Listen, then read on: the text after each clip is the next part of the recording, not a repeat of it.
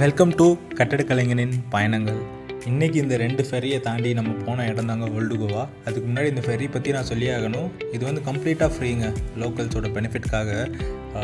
பைக்கில் போனால் நம்ம பே பண்ண வேணாம், காரில் போனால் வெரி மினிமல், லைக் 10 ரூபாலேருந்து 20 ரூபா வரை கொடுத்தா போதும்.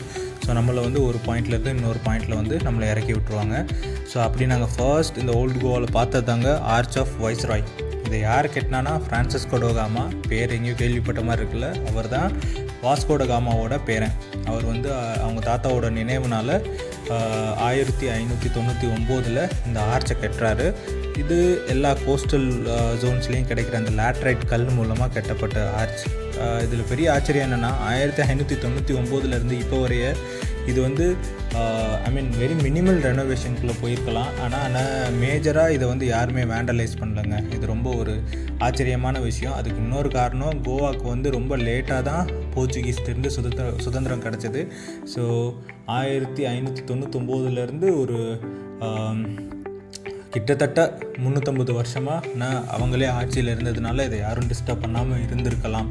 ஸோ இதில் வந்து வாஸ்கோ ட காமாவோட சிலை வந்து அந்த மாண்டோவி நதிக்கரையை ஃபேஸ் பண்ண மாதிரி இருக்கும். ஏன்னா அவர் வந்து எப்பயுமே அவங்க போர்ச்சுகீஸ் மக்களை, அஃபீஷியல்ஸை, ஆஃபீஸர்ஸை வெல்கம் பண்ணுற மாதிரி அந்த நதிக்கரையை பார்த்து வெயிட் பண்ணிகிட்டு இருப்பாராம். பின்னாடி ஒரு துறவியோட ஃபோட்டோ இருக்குங்க, சிலை.